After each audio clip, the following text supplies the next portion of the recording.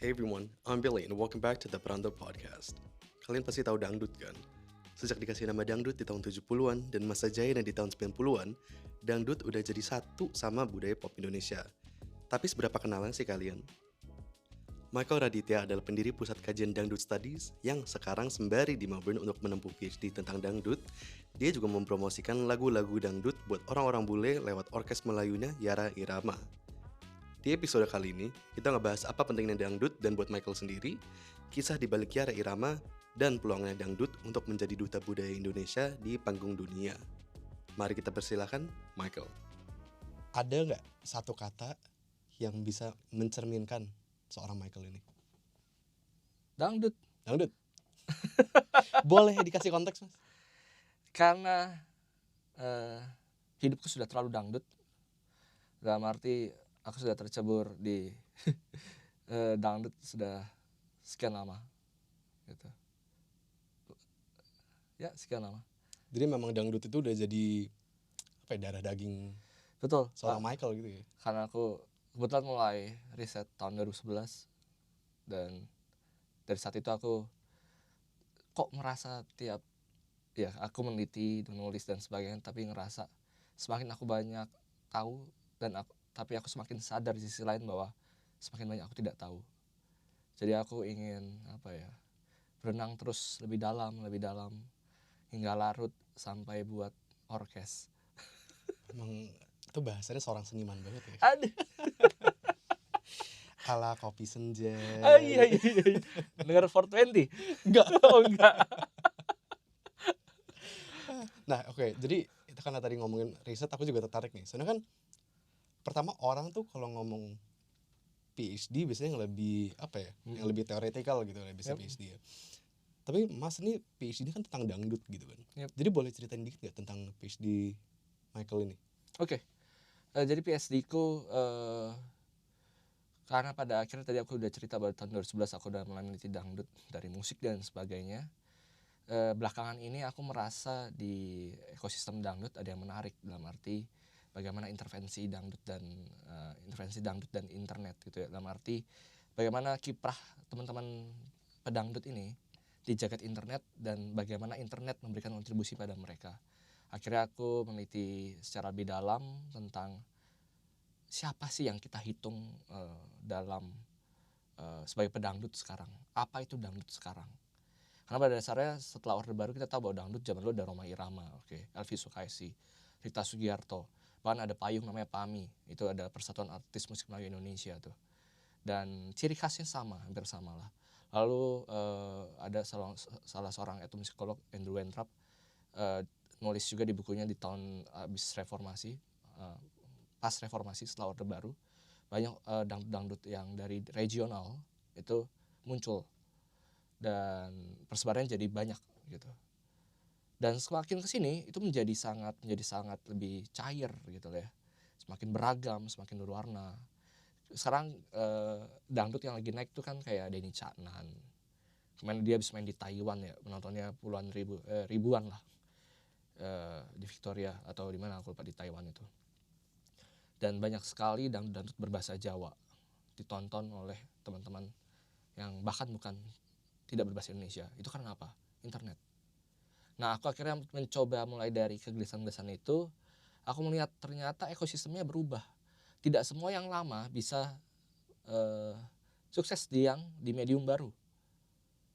Dan sebaliknya, yang baru pun juga mungkin tidak bisa sukses di medium lama, ataupun dia tidak bisa juga berkarir di dunia yang baru juga. Dalam arti, apa yang bisa kita hitung dari situ? Apa yang bisa kita lihat dari situ? Nah, aku akhirnya melihat gelagat-gelagat bahwa ternyata ada patternnya. Ada pattern bagaimana masyarakat, tentu khususnya masyarakat baik pendengar ataupun musisinya, punya negosiasi tertentu untuk bagaimana menggunakan media, khususnya internet. Khususnya lebih lagi adalah kayak musik musik sharing platform gitu ya, kayak Spotify, YouTube Music dan SoundCloud, Reverb Nation yang dulu ya. Bagaimana mereka berstrategi itu.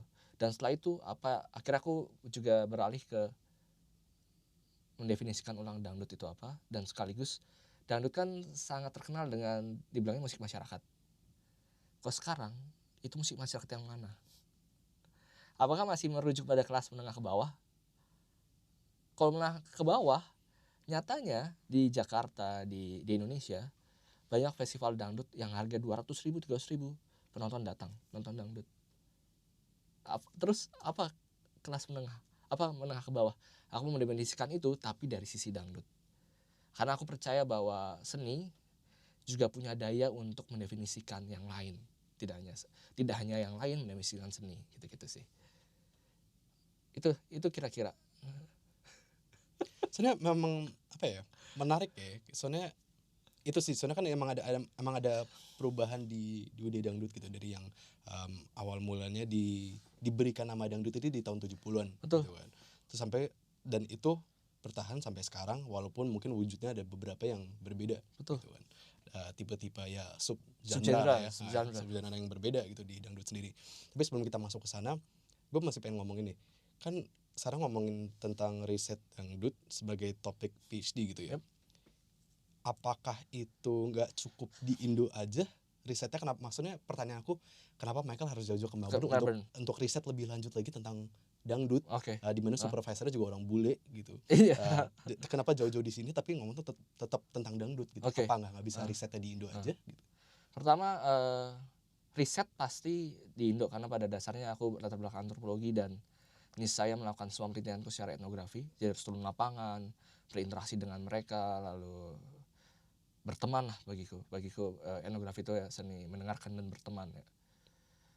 Aku melakukan itu semua di Indonesia. Dataku pun sekarang data Indonesia. Kayak tahun lalu aku pergi ke Indonesia hampir setahun, aku stay di sana 10 bulan untuk muter-muter ya, cari data gitu kan. Lalu apa yang akhirnya membawa aku ke sini akhirnya adalah karena PhD itu kan bagiku mencari supervisor.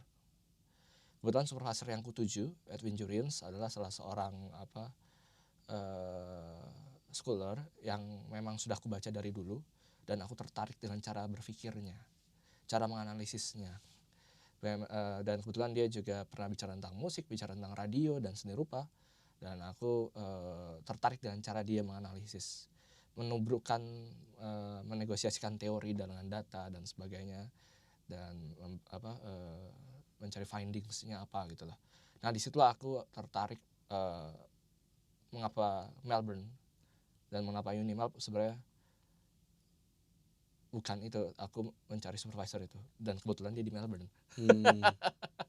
Jadi kalau misalnya dia di Indo ya tetap di Indo gitu. Tetap di Indo. Ya, tetap di Indo. Aku karena PhD kan supervisor ya. Betul, aku membaca naskah-naskah draft bukunya dan sebagainya dari lama dan aku memang mengikutinya gitu. Ada satu hal nggak yang dia menulis atau yang dia meriset dulu yang benar-benar stand out kepada Michael, yang ini adalah supervisorku nih gitu? Ada bagaimana dia akhirnya menegosiasikan teori-teori sosial, teori-teori juga filsafat untuk membahasakan seni gitu ya. Kayak buku terakhirnya tentang seni dan ekologi, dia juga akhirnya membahas karya-karya seni rupa dan mencoba untuk tidak hanya mengakomodasi mereka tapi menunjukkan bahwa mereka bisa menjadi tawaran dalam dunia global ini untuk memperlakukan ekologi. Itu sih. Dan satu lagi yang kalau tentang radio aku juga menarik karena dia memberikan tawaran bahwa radio ini tidak hanya dikuasai oleh segelintir orang tapi dari masyarakat gitu, dan mereka punya daya. Nah aku suka wacana-wacana yang berdaya dan sebagainya, dia sangat jitu melihat itu. Yang akhirnya aku lakukan di PhD ku adalah akhirnya juga aku melihat agen-agen atau melihat musisi-musisi yang jarang dilihat gitu akhirnya. Ada beberapa yang dilihat memang karena untuk yang populer ya, tapi juga ada beberapa pola-pola pattern-pattern yang aku lihat, ku gali dari komunitas-komunitas kecil gitu ya, belajar dari bagaimana si Edwin lagi, Pak Edwin ini mencoba meniriskan pelan-pelan apa subjeknya, lalu apa yang bisa didalami gitu, analisis itu yang akhirnya ingin ku kejar gitu sih. Dan di lain itu kebetulan aku juga cukup beruntung, ada salah satu dosen yang sudah kuincar juga, namanya Nikos Paphastergiadis, ngajar Cosmopolitan Imaginary di sini, dan aku masuk kelasnya, aku ikut kelasnya dan asik kelasnya. Aku selain mendapat bagaimana pengetahuan tentang Cosmopolitan itu sendiri, tapi aku akhirnya belajar bagaimana membuat studies gitu ya, membuat kan sekarang tidak lainnya logos ya, tidak hanya antropologi tapi banyak yang kayak performance studies, yang cultural studies, dan imajinasiku adalah dangdut studies. Dan itu yang sudah diwujudkan seperti di t-shirt Michael ya? Oh iya, t-shirt ya. T-shirt Michael ya? Ya, dan aku kerjakan Dangdut Study Center, dangdutstudies.com websitenya. Itu sebagai wadah juga. Aku membayangkan dengan ikut kuliah Nikos, setidaknya aku di kedepannya bisa bikin mata kuliah dangdut untuk 2 semester, 3 semester. Turunan yang tegas apa itu dangdut, termasuk dengan kajian-kajiannya gitu sih. Itu udah kebayang belum kira-kira materinya tuh kayak gimana? Banyak, kebayang sekali bagaimana dangdut kan, karena pada dasarnya dia bisa bicara tentang pasti dangdut dan politik, dangdut dan gender gitu kan, terus dangdut dan ekologi, dan isu-isu lain kayak dangdut dan performance, liricalnya, musikalnya, negosiasi musikalnya dan sebagainya. Dangdut bicara tentang politik yang paling banyak ya, soalnya kita tahu bahwa dangdut dari tahun 70-80 dia juga udah sangat represif ya. Contohnya Rhoma Irama dulu gedut sama Orde Baru sampai dia di ban 10 tahun sama Soeharto gitu kan. Selain Iwan Fals, jadi ada Rhoma Irama yang sangat keras dulu ya. Nah itu bisa jadi potret bahwa dangdut ini ternyata tidak hanya komunikasi antar masyarakat ke penguasa, dan penguasa ke masyarakat. Nah segitiga inilah, simbol-simbol ini yang kupikir bisa menjadi wahana kita untuk belajar apa itu Indonesia. Dan dari sini aku percaya bahwa dengan mendengar dangdut kita melihat Indonesia. Jadi sekarang aku pengen ngomongin tentang Yara Irama nih. Soalnya aku rasa itu tuh emang adalah sebuah perwujudan, salah satu perwujudan tentang aspirasi Michael gitu kan. Kita ngomongin itu jadi identitas Indonesia, budaya Indonesia, apalagi yang kita bisa menunjukkan kepada orang lain gitu kan. Jadi buat lu nih, Yara Irama itu asal muasal tuh di mana, apa pentingnya sih buat lu gitu? Ya. Ini Bill, gue akan bilang mulai dari inilah salah satu akibat karena mencintai terlalu dalam. Jadi pas di Jogja gue juga punya orkes namanya Orkes Melayu Jarang Pulang, OMJ, Jarang Pulang itu, yang disingkat Bang Haji waktu itu Om Jarpul. Akhirnya kan karena gue ke Melbourne akhirnya kan berhenti. Gue punya kerinduan itu akhirnya gue bikin Yara Irama itu bersama teman-teman di sini. Tapi di sisi lain bagi gue perwujudan Yara Irama atau Orkes Melayu sejenis itu bagi gue menjadi ruang ruang pertemuan gitu. Gue selalu bahagia melihat ketika pentas-pentas berlangsung yang Yara Irama lakukan. Bahagia sekali melihat teman-teman Indonesia bersenang-senang. Bahkan karena kita tahu bahwa ya kerja di sini berat, sekolah di sini berat. Setidaknya dengan dangdut bisa rehat sejenak, bisa bergoyang sejenak. Untuk saat itu saja bersenang-senang, tidak usah memikirkan dulu yang lain. Lepaskan semuanya, rilis, udah besok kerja lagi. Mengikuti irama lah ya, setidaknya untuk semalam gitu ya. Tapi kalau Yara Irama sendiri, Bel, itu tahun ini April 2024 akhirnya terma itu berasal dari Yara, Sungai Yara yang mana terkenal di Melbourne. Irama ya punya konotasi ritme ya, ritme. Nah, tapi dia juga punya konotasi yang lain bahwa the king of dangdut kan Rhoma Irama. Gue akhirnya menggunakan padanan kata itu karena dengan menggunakan Yara Irama itu akan terdengar seperti wah ini adiknya Rhoma Irama nih. Tapi jujur ya lo mas, soalnya pas pertama kali denger Yara Irama, namanya nice gitu. Terus itu pas lagi riset mikir-mikir Yara River. Juga ya? Iya kan? Kok gak kepikiran? Soalnya perpaduan itu emang pas gitu ya. Bunyinya tuh enak gitu, di lidah tuh enak gitu. Yara Irama gitu kan. A belakangnya betul. Enak deh, R-nya juga dapet gitu kan. A-nya juga dapet gitu. Jadi perpaduan yang cocok gitu kali ya. Syukurlah. Dan mungkin itu juga jadi perpaduan cocok bagi Yara Irama dan bagi Michael sendiri untuk berdangdut gitu di sini ya. Betul. Jadi Dan juga isinya juga tidak hanya orang Indonesia tapi ada orang Australia di sini. nah itu sih. Dan jadi apa pentingnya sih untuk mempromosikan dangdut bukan hanya di kalangan orang Indonesia tapi untuk orang non Indonesia juga. Oke. Ini untuk menunjukkan bahwa Indonesia sudah sangat dikenal dengan gamelan. Indonesia sudah sangat dikenal dengan tari-tarian tradisionalnya. Tapi oke, itu adiluhung yang besar-besar, yang gigantis gamelan, bronze culture gitu ya. Tapi aku menunjukkan dari Yara Irama juga bahwa kebudayaan itu tidak hanya yang besar-besar saja, tapi ada yang alit, yang kecil, yang sehari-hari. Dan itu semua bermuara di dangdut. Nah, dengan menunjukkan itu, aku menunjukkan bahwa Indonesia itu sangat beragam. Bisa melihat gamelan tentu, tapi juga bisa melihat ada musik-musik populer bernama dangdut dari Indonesia yang insya Allah membuat goyang. Karena ini kan musiknya ritmik juga kan. Ya benar. Gitu ya.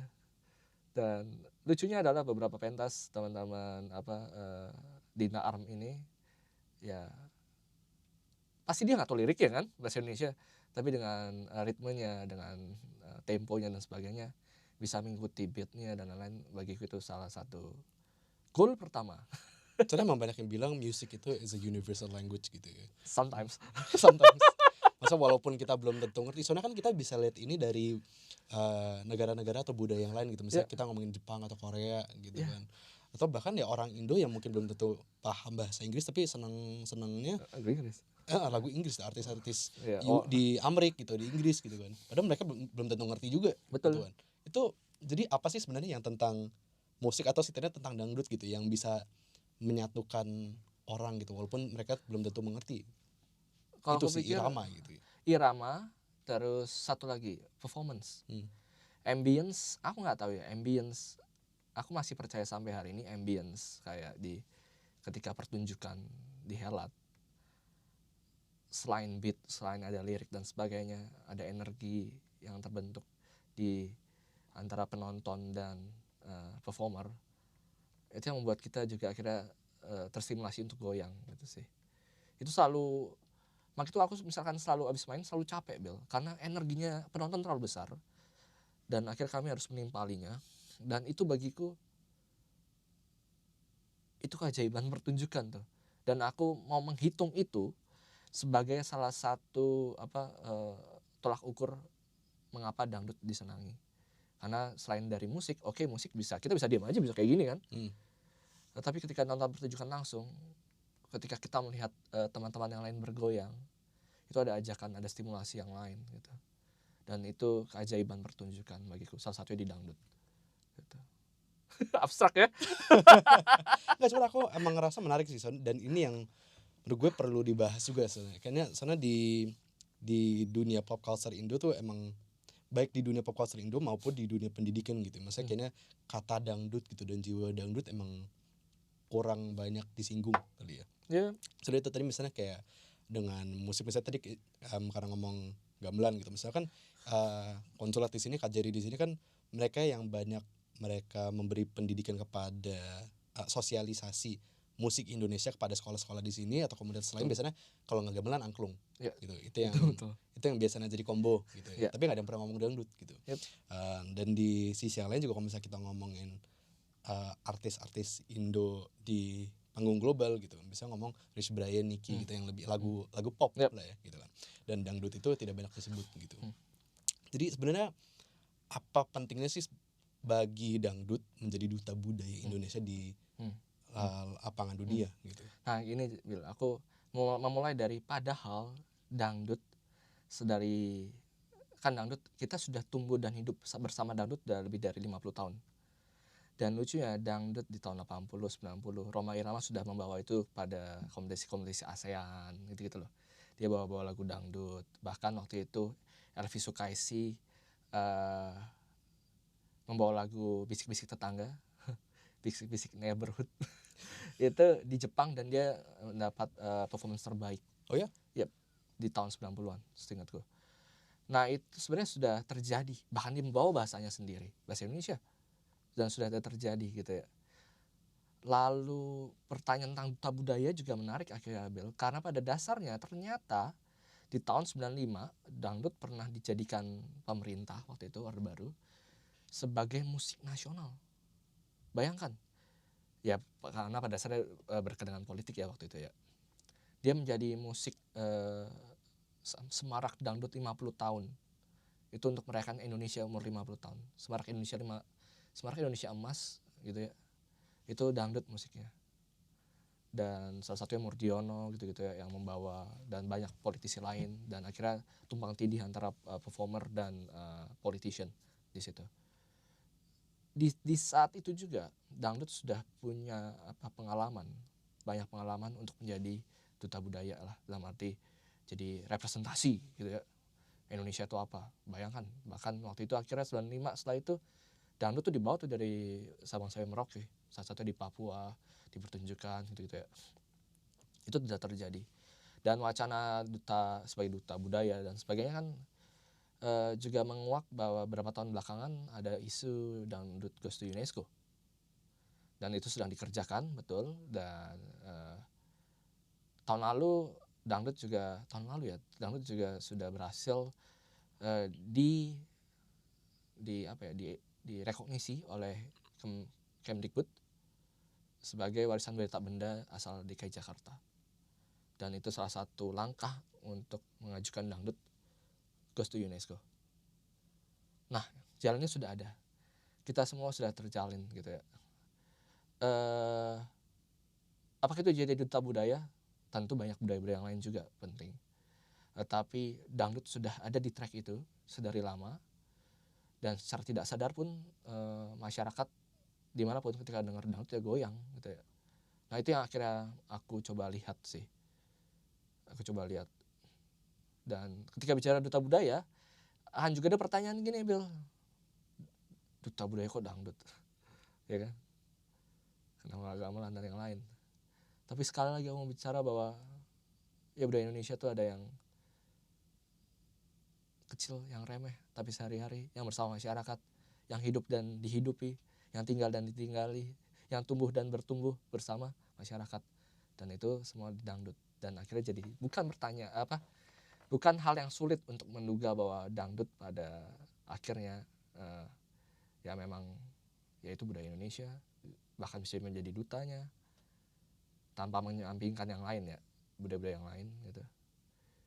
Itu sih, karena sisi lain bahwa ada adagium yang lucu dari pedangdut, semua akan dangdut pada waktunya.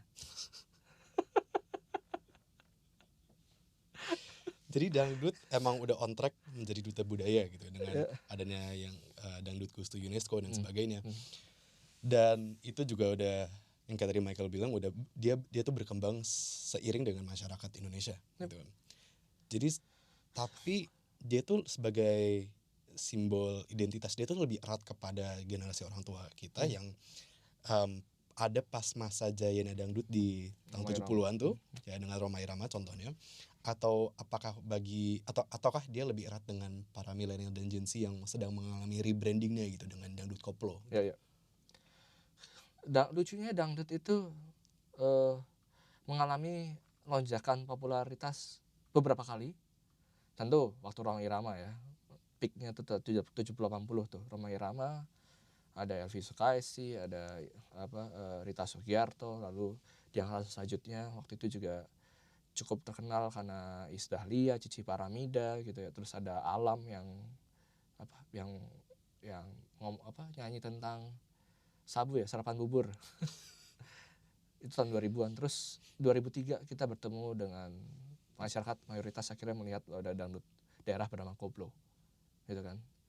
Nah koplo juga mengalami lonjakan beberapa kali. Contohnya 2003, lalu 2011, 12, 13 waktu itu ada acara You Keep Smile yang goyang sesar tuh, yang suling sakti gitu kan. Itu kocak banget tuh. Itu dangdut juga, itu koplo juga dari Om Sonata waktu itu. Lalu lonjakan lagi tahun 2016, 17 dan lonjakan lagi pas Covid ini. salah satu yang ku konfirmasi bahwa waktu itu Denny Caknan bilang ke aku bahwa pas COVID dia justru mengalami lonjakan yang sangat dahsyat. Jadi dangdut sudah mengalami puncak popularitas beberapa kali gitu ya. Yang menarik adalah mengapa akhirnya dangdut konotasinya ke Rhoma Irama waktu itu ya. Ya karena dia kingnya dan dia living legend dan masih bagiku dia seorang yang masih bisa berkontestasi dengan generasi muda sampai sekarang gitu ya. Dan itu memang tidak salah. Tapi zaman sekarang juga menarik karena tidak hanya koplo ternyata, banyak kayak dangdut, ambyar gitu-gitu ya. Itu salah satu cap yang lagi dilabeli pusat industri musik untuk mengecap Denny Caknan dan sebagainya gitu.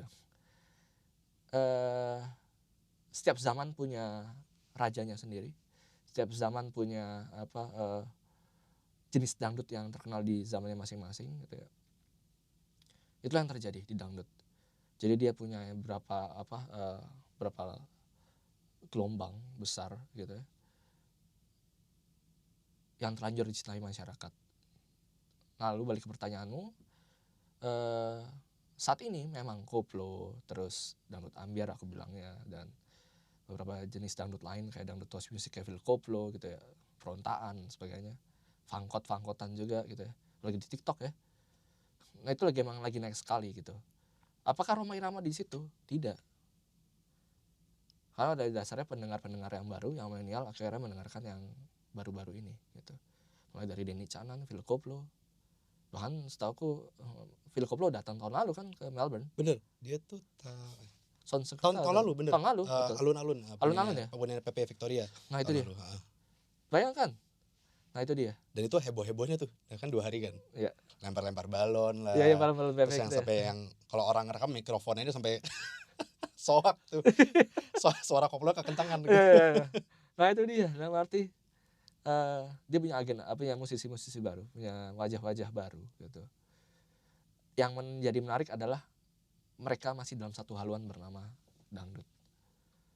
Dan dengan adanya mereka itu juga menunjukkan bahwa dangdut kembali ke marwahnya. Marwahnya apa adalah dangdut itu kan bagi salah satu kritikus musik Sukarjana bilangnya musik sinkritik. Andrew Entrap bilangnya brought together antara Melayu, India, terus ada ya Melayu, Bollywood, terus ada gambus dan sebagainya. Itu menunjukkan bahwa dangdut masih bekerja dengan itu, dalam arti dia menjadi musik hybrid sampai sekarang. Bayangkan yang terakhir ini justru menarik, Bel. Dia justru bergabung dengan musik populer Thailand namanya Luktung. Ini kan jadi satu wujud bahwa dangdut gak akan pernah mati, karena dia terus bernegosiasi dengan jenis musik lainnya untuk mendapatkan hati penggemarnya. Itu sih. Jadi aku pengen ini nih, soalnya dengan si sebagai Via Valen gitu, sebagai case tadi gitu ya. Yep. Kita ngomongin Via Valen. Kan soalnya menurut gue tuh menarik karena dia jadi terkenal pas SEA Games ya. Soalnya kan SEA Games. Nah, ya itu kan. Soalnya itu jadi kan di sewilayah Asia Tenggara itu yang jadi si anthemnya gitu kan. Dan dia adalah seorang artis dangdut koplo. Betul. Gitu kan. Dan itu jadi salah satu perpaduan antara dangdut sebagai duta budaya dan untuk anak muda gitu kan. Do you have any thoughts on that? Banyak sih. Dalam arti pertama adalah Via Valen memang sudah membuat trajektorinya dengan baik, karena dia meledak karena lagu Sayang juga, lalu berlanjut dengan lagu Yoyo Ayo itu ya, apa judulnya aku lupa. Dan setahu waktu itu SEA Games atau Asian Games, lupa, SEA Games ya.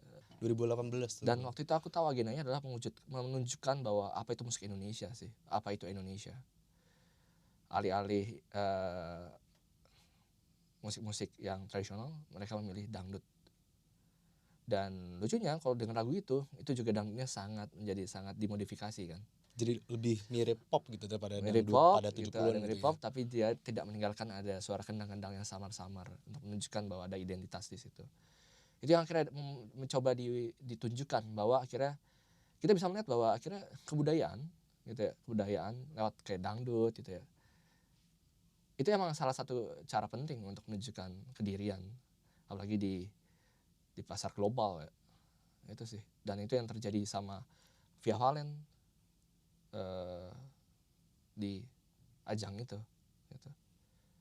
Dan bagi gue ya Via Valen memang secara suara emang juga bagus, dia suaranya agak kepop-popan, dia dikenal masyarakat luas ketika itu, dan akhirnya itu menjadi perumpamannya botol ketemu tutup lah. Akhirnya dia sangat meledak ketika itu. Dan untungnya itu juga tidak hanya akhirnya menyentuh masyarakat kelas menengah ke atas, tapi dia juga terus menyentuh masyarakat kelas menengah ke bawah, karena Via Valen dekat dengan koplo dekat dengan masyarakat menengah ke bawah. Dan bagiku itu ada satu agenda yang lebih besar, dalam arti tidak hanya sebagai musik nasional, tapi dia menyentuh semua kalangan masyarakat. Jadi kira-kira kedepannya menurut Michael sendiri prospeknya dangdut sebagai duta budaya atau setidaknya ekspor budaya Indonesia gitu kepada negeri lain di panggung dunia itu kira-kira kayak gimana nih prospeknya? Prospeknya tentu kalau membandingkan dengan K-pop udah nggak bisa ya. K-pop udah terlalu luar biasa. Tetapi dangdut punya kans itu gitu. Lalu dangdut yang seperti apa kan pertanyaannya? Tentu apakah membawa dangdut dengan alunan-alunan yang syahdu yang lama bisa? Belum tentu gitu. Nyatanya kayak lagu-lagu kayak Phil Koplo bisa ke Melbourne dengan entakan yang fangkot, lalu ada dangdut sejenis yang buat dance music, justru punya peluang di situ. Dan kulihat kalau dangdut diambil sebagai dance music dan dipasarkan ke global, jangan-jangan dia punya peluang yang sama besarnya untuk ya berkompetisi di jagat internasional gitu sih. Jadi tidak hanya orang Indonesia yang dipaksa bernyanyi bahasa Inggris dan mengikuti genrenya, dan itu pun tidak masalah, tetapi kita juga punya wujud lain dengan adanya ya tadi dangdut itu sih, dengan musik yang sudah dirancang sedemikian rupa dipasarkan ke global gitu sih. Oke, itu kayaknya udah di penghujung obrolan kita untuk hari ini. Jadi ya gue cuma pengen ngomong terima kasih udah meluangkan waktu gitu. Dan ini kan juga walaupun sebuah topik yang dekat di hati bagi Michael, tapi ini juga bukan topik yang ringan gitu sebenarnya. Jadi gue menghargai lah gitu, udah berbincang sama gue. Soalnya gue juga orang awam gitu terhadap dunia dangdut gitu. Jadi gue menghargai. Setidaknya lu abis ini denger dangdut, Bel. Mungkin. Ya Irama gateway-nya kali ya. Oke, ya. Indeed. The Peranto podcast is always looking for new stories to tell and people to meet. So, if you have a story worth telling, don't be shy. Reach out on Instagram, LinkedIn, email, or wherever else you may find the Peranto podcast. Until then, thank you, and see you soon.